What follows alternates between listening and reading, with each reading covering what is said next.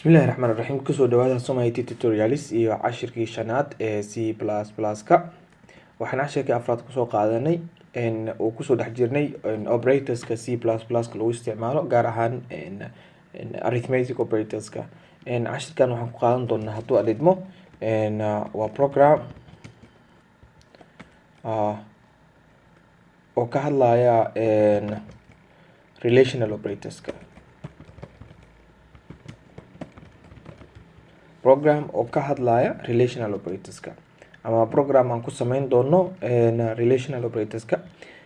Dabcan relational operatorska waxaa kamid ah tusaale waa haddaan idin soo sawir ku saabsan relational operatorska oo kii hora operatorskii aan arithmetic ka tusay isla arithmetica qaybta binary ah. Binary operatorka waxaa ku jira waxa la yiraahdo relational operatorska, waana kuwan labaadka ee ka hooseeya arithmetic operatorska ee relational operators la dhaho. waana 6 oo ah calaamadan ka yarta loo isticmaalo ka yar ama la eg, ka weyn ama la eg, la siman iyo aan la ekeen calaamada loo isticmaalo oo ah less than or equal, greater than or equal iyo not equal. 6daas calaamadood ayaa waxaa loo isticmaalaa relational operatorska. waxaan usoo laabana marka programkeena marka wuxuu ka hadlaa relational operatorskaas. calaamada ka yarta ah, ka yar oo la eg oo loo isticmaalo less than equal, ka bacdina calaamada ka weyn, haddana ka weyn oo la eg iyo calaamadaha equalka iyo not equal to oo ah calaamada aan la ekeyn. kuwaas ayaan isticmaali doonaa. sidee u isticmaaleynaa marka? dabcan hello world maanta uma baahnin.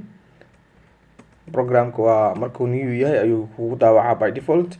marka waxaan sameyneynaa sida caadada noo aheydba waa inaan declare gareynaa waxyaabaha aan isticmaaleyno.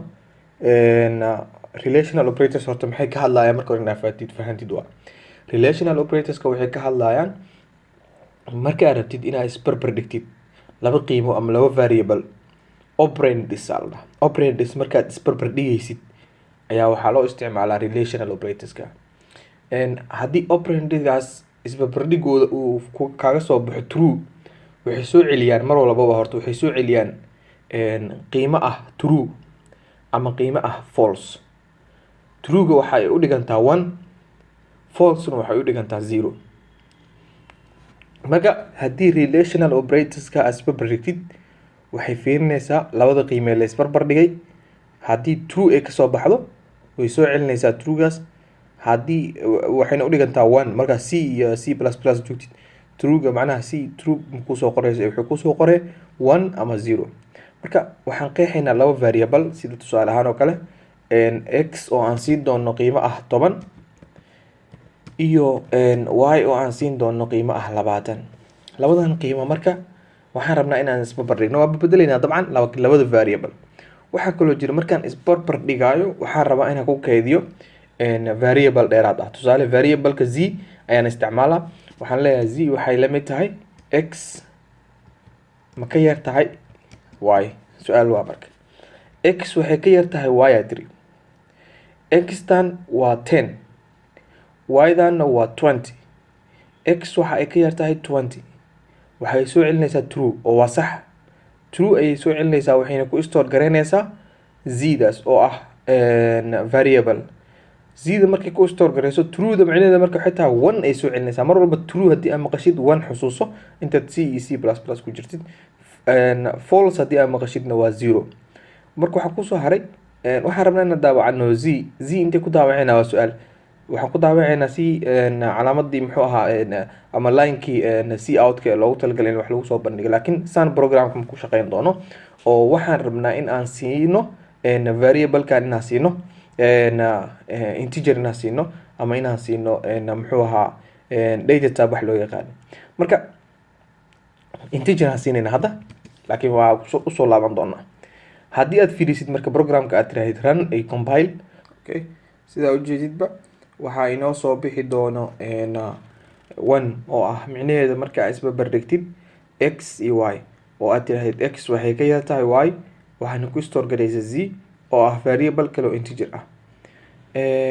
waxaa sameysaa marka haddii marka ay false noqoto maxaa dhacaya? tusaale haddii aad tiraahid x waxay ka weyn tahay y ayay ka weyn tahay oo 10 ka weyn adigoo dhahdo waaye labada value ay kala wataan waana false, waxay soo celinaysaa marka waxay ku siinaysaa value oo ah 0.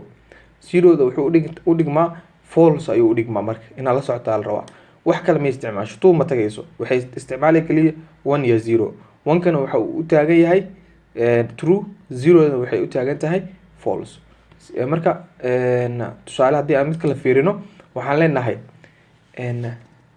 x waxa ay ka weyn tahay ama ay la eg tahay, waxa ay ka weyn tahay ama ay la eg tahay haddii aan dhaho waxa micnaheedu uu noqonaa x-tan oo 10 ah waxay ka weyn tahay 20. okay, x-ta waxaan ka dhigay marka 30 waxay ka weyn tahay dhahay 20 ama ay la eg tahay 20. labadan waxaa la fiirinaa midka ugu hor saxsan oo ah kan ayaa waxaa lagu fiiriyay marka koowaad ma ka weyn tahay la dhahay 30 wuu ka weyn yahay 20. yes, ma loo baahan equalkaas marka waxaa la sameynaa marka true ayay kusoo celinaysaa oo ah 30 waxay ka weyn tahay 20 ayay ku leedahay. sida ujeedidba 30 waxay ka weyn tahay 20. haddii aad tiraahid ka waran 20 haddii aan ka dhigo x-ta haddii aan ka dhigo 20 waxay noqonaysaa meeshaan x ma ka weyn tahay y, kama weyna saa ujeedid oo 20 iyo 20 kalama weyno, laakiin waxaa la socda meeshaan ma ka weyn tahay ama ma la eg tahay la socota calaamad ah, laakiin way la eg tahay marka true meesha kasoo baxayso oo ah 1 ayaa noo soo baxaya marka. saa ujeedid baada waxaa arki kartaa 1 kaas say ku aragtay x taasoo 20 ah iyo y doo 20 ah kalama weyno laakiin way isla eg yihiin. marka inaad jeegaraysid hadday ka weyn tahay ama ay la eg tahay waxaa isticmaalaysaa calaamada marka greater than or equal to, calaamadaas waa la isla isticmaalaysaa. wuxuu jeegaraynaa laba condition uu jeegaraynaa.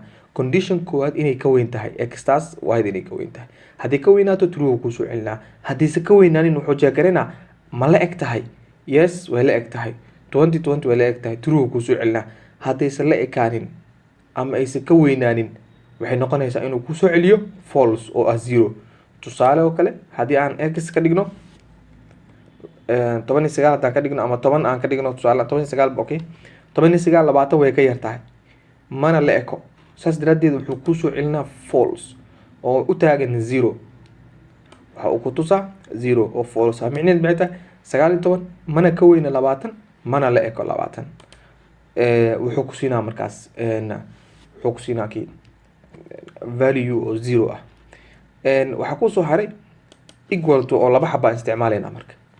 equal to oo laba xaba haddii ay isticmaashid micnaheedu maxay tahay calaamadaas waxay u istaagan tahay comparison oo isbarbardhig ah. waxay fiirinaysaa labada value in ay isla eg yihiin kaliya, halkaas shardiya meesha yaala in labadaas value ay isla ekaadaan ayay waxay kusoo celin kartaa 1 oo ah qiimihiisa true u taagan. waxay sameynaya marka waxay jeegaraynaysaa labada value true way noqonaysaa sababta 20 waa isla eg yihiin waa ujeedaa oo x waxay la eg tahay y oo 20. laakiin ka waran haddii midkood uu weyn yahay oo 30 aan ka dhigno ama 30 aan ka dhigno y-da waxay soo celinaysaa false, waxay leedahay false ayay noo soo celinaysaa oo ah 0. saa ujeedidba waxaa kaloo jirta greater than waxaa loo isticmaalaa keligeed uu ka weyn yahay. tusaale haddii aan dhaho kale waa kala bedela meeshaan waxaan leeyahay y-da inta soo marinaa, intana waxaan soo marinaa x ayaan soo marinaa. waxaan leeyahay tusaale ahaan oo kale y waxay ka weyn tahay x, waa sax. y-da markaa fiirisid waa 30, x-tan waa 20, labadood yaa weyn, y-da weyn. saas daraadeed waxaa la sameynaa true ayay kusoo celinaysaa waxayna daawacaysaa 1 kaas waxa uu u taagan yahay mar walba waa sheegay true ayuu u taagan yahay. waxaa kaloo kusoo hartay calaamadan not equal to lama eka ah. tusaale markii aad tiraahdo kale not equal to waxay isticmaalaysaa calaamada exclamation mark la dhaho iyo equalka isla isticmaalaysaa. waxay u taagan tahay not equal to hal shardi ay soo celinaysaa oo ah inaysan isla ekaanin. haddaysan isla ekaanin true ayay soo celinaysaa. haddaysan isla ekaanin waa true. hadday isla ekaadaanna waxay soo celinaysaa false. tusaale waxaa tiri y oo 30 ah lama eko x oo 20 ah, waa sax 1 ayay ku soo celinaysaa oo true ah. ujeeda 1 ayay ku soo celinaysaa oo true ah.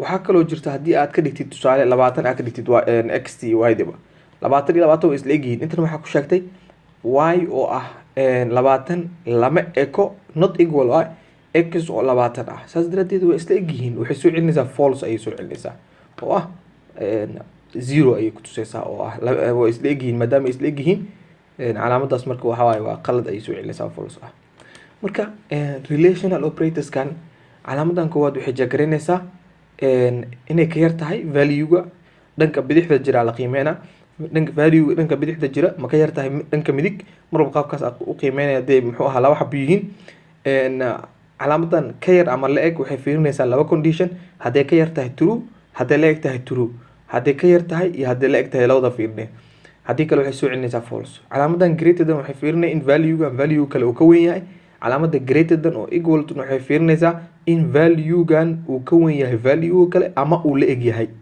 labadaasay fiirinaysaa iyadana waa sida ka yar oo la eg oo kale calaamadan marka waxay fiirinaysaa hal shardi oo ah inay isla ekaadaan haddii ay isla ekaan waayaan false ku soo celinaysaa tanna waxay fiirinaysaa inaysan isla ekaanin hadday isla ekaanin waxay soo celinaysaa true hadday isla ekaadaanna false ay soo celinaysaa marka qaabkan waa qaabka relational operators loo sameeyo inta badan relational operators laba operand iyo wixii ka badan lagu sii qiimeeyaa comparison kooda waxaana lala isticmaalaa inta ugu badan waxaa lala isticmaalaa relational operators conditionaadka lala isticmaalaa marka decision making qofka uu sameynayo waxaan kusoo gabagabeynaa marka qaybtan oo ah maadaama aan labadan value fiirinayno tusaale si la fahmi karaan dhahno y waxay ka yar tahay ama ay la eg tahay x y-dana waxaan siiyey tusaale y-dana waxaan siiyey kasoo qaad 10 marka waxay soo celinaysaa true oo y-da waa 10 20 way ka yar tahay true ayay soo celinaysaa marka 1 ayay ku soo celinaysaa waxaa jirta marka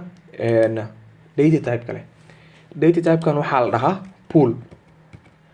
pool waa data type ka mid ah data type-yada C++ ka waxa uuna qaabilsan yahay boolean waxa la dhaho true or false true or false waxa ay tahay tusaale haddii aan daabacno tusaale kale hoosaan usoo degaynaa variable kale ayaan sameynaynaa waxaan leenahay poolkaas waxa waaye waa data type kabacdi waxaan leenahay tusaale ahaan oo kale t trueda rabnaa inaan daabacno is equal to waxaan leenahay true caadi aa qoreysaa markaad daabacaysid marka waxaad leedahay c out waxaad daabacdaa tdaas waxay daabacaysaa true oo ah hal ayay ku daabacaysaa dabcan meeshaan ogow hal kala la daabaca oo zida ah saasna qadka nooguma jirto laakiin waa arkeynaa okay saa u fahantid ko itobnay kaa noqonaysaa marka u fahantid waxaan sameynaynaa c outka waxaan isticmaalaynaa oo hoose meesha zida aan daabacanayna marka waxaan daabacanaynaa t okay tda noo daabac marka waxaa arkaysaa keliya hal sababta hal ku arkaysid waxay tahay true ayaa waxay soo celinaysaa 1 boolean y data type true ereygaas true waa muxuu ahaa wuxuu qaas u yahay data type-ka boolean oo ah 1 u taagan tdaas waxaa lagu store garaynaa 1 kaas ayaa lagu daabacay haddii aad tiraahdo tusaale ahaan oo kale false haddii aad tiraahdo oo kale dabcan false aan ka dhigno false haddii aad tirahdina waxay ku daabacaysaa false ayay daabacaysaa oo 0 ah marka waxaad ogaataa booleankan inuu daabaco data type-ka loogu talagalay oo ah true or false iyo oo u taagan 1 iyo 0 marka maadaama marka waxaan ku keenay maadaama aan isticmaalayno meeshaan isla barbardhig oo aan dhehayno x waxay ka yar tahay y ama way ka weyn tahay saas ama la eg ama la egtaan dhehayno oo true iyo false ay soo celinayaan meeshaan integerka aan isticmaalayno waxaa ku habboon aan isticmaalaynaa boolean oo pool ah kabacdi waxaan daabacanaynaa z oo ah z waxaa kusoo haray hadda marka waxay daabacaysaa true maadaama ay kala yar yihiin 1 ay ku daabacaysaa isla seedi ay daabacaysaa marka pool waxaa loo isticmaalaa waa data type-yada C++ sida integerada oo kala mid ah wuxuuna qaabilsan yahay true oo false oo u taagan 1 iyo 0 cashirkii shanaad ee C++ ka meesha ayaan ku simeynaa